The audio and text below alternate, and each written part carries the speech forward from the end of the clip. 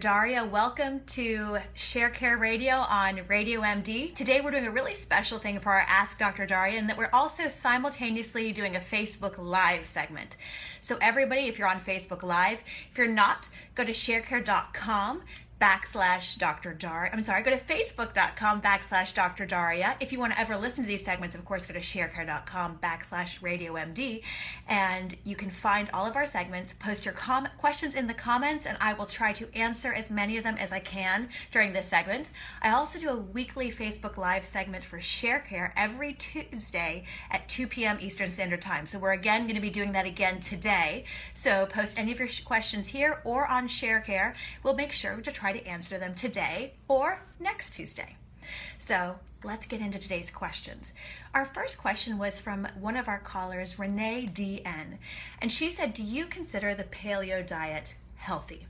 Well, Renee, I love when anybody's trying to take advantage of their health and take control of it. But the paleo diet, vegan diet, whatever you're doing, I want you to be A, very careful when you try to limit any food group, and B, what you are eating and the quality of the foods that you're actually eating make as much or even more important than just eating a food group at all. So let's dive into that and what I mean.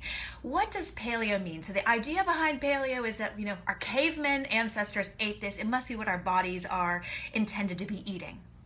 And to a certain extent, that's true. The average caveman, if you were trying to replicate his diet, had 3 times more produce than the typical American does. They had more protein, more fiber, more omega-3 acids, and they didn't even need a supplement, more vitamins and minerals, and much less saturated fat and sodium. So let's think about today's average American diet. One of the top sources of calories are refined grains and sugars. So those weren't in the paleo diet. So what I like about the paleo diet is it really focuses on fruits and vegetables, a lot of that.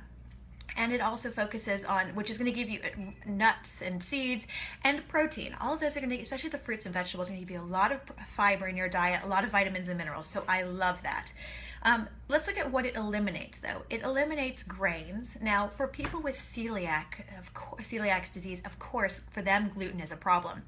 Other people may find that gluten maybe impairs their digestion a little bit, but for the vast majority of people, gluten and grains are not a problem.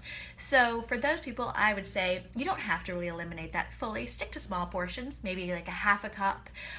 Low glycemic grains like black rice or quinoa. Stick to that kind of grains and not the high sugar, really refined grains. Number 2 in the paleo diet is that they eliminate legumes or beans. Now, I disagree with this because I think beans are a great source of fiber and protein and minerals, and as part of a balanced diet for most of us, beans are beneficial. So I would not tell you to eliminate beans. Let's look at other things they have us eliminate in the paleo diet. They eliminate dairy.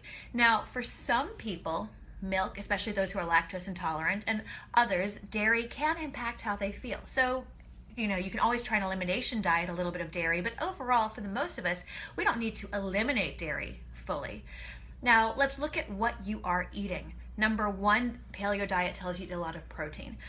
But here's where I want me to pause. I want you to look at what kind of proteins you are eating. Don't just go out and buy any old burger that you see and say that you're being a healthy paleo eater. That's really not the case. When you eat proteins, I want you, when it's beef, to stick to grass-fed. That's very important. Avoid those that stick to ones that also don't have antibiotics. Super important.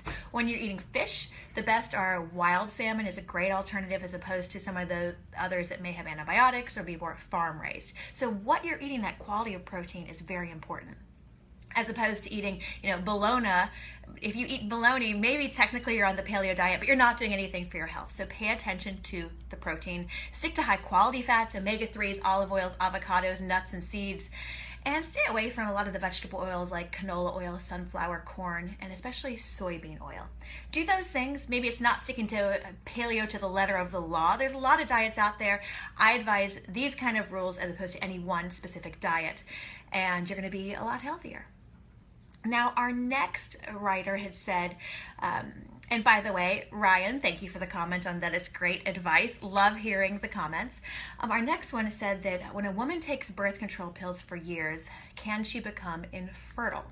Now, this is a really common question that we hear from women.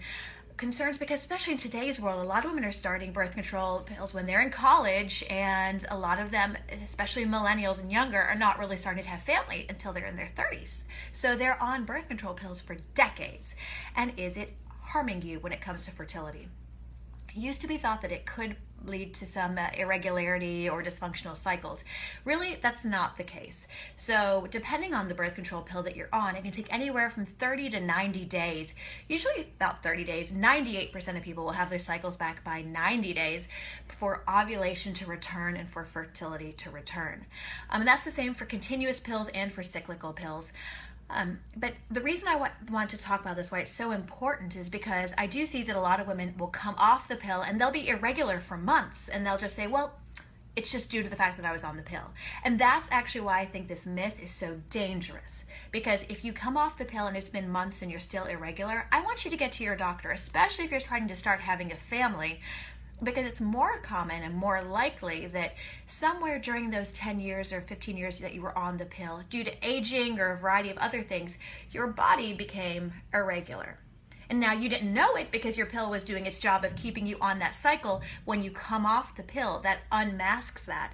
So it's more important that you figure out exactly why you are now irregular. So don't just blow it off and think it's because I was on the pill. In reality, it could just be something going on in your own body chemistry, and seeing your doctor is a great way to figure out what's going on so you can get to the bottom of it sooner rather than later by not just chalking it up to the pill. Now, let's see, find another question. Okay, here's a great one. They had asked about a broken heart syndrome 2 years ago. And our reader, June, says that she was told that it mimics a heart attack, but it's not a heart attack, and that it should heal, and that recurrence is rare. And if you have broken heart syndrome, is that considered congenital heart failure?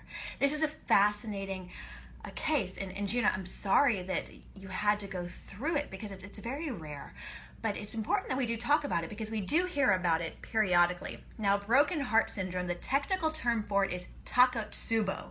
It's a Japanese term, and it actually means octopus pot. It was apparently the shape of pots they would use to catch an octopus, because in takotsubo's cardiomyopathy, it means that your heart actually expands, and instead of being its kind of, I'll try to show people on Facebook Live, instead of being a regular kind of very compact shape, it balloons out at the end and causes this shape. Apparently it was in the shape of the head of an octopus.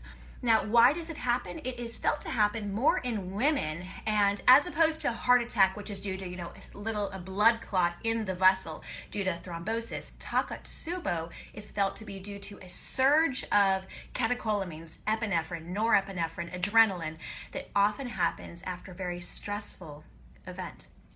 So we do see this happen, again, often in women as a result of maybe a family member that got sick or sudden catastrophe.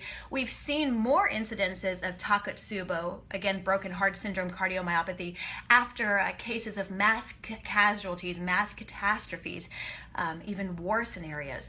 So again, June, it's not due to any problem in your blood vessels. It's true to literally your body flooding with this surge of adrenaline that essentially shocked your heart and caused it to go into this. It does heal, and it does have a very good prognosis. And so I hope you are feeling better. I'm sorry you had to go through that, and I hope that you're coming out the other side and starting to feel better, and that this can help you understand it. So everybody, that's all our questions for today. Thank you for submitting any questions. Check us out at 2 p.m. I'll be on Facebook Live with ShareCare, and do that every Tuesday at 2 p.m. And again, check out ShareCare Radio on sharecare.com/RadioMD. Leave us your questions here. I'll try to answer them every Tuesday at 1 p.m. This is Dr. Daria. You're listening to ShareCare Radio on Radio MD. Thanks for listening, and stay well.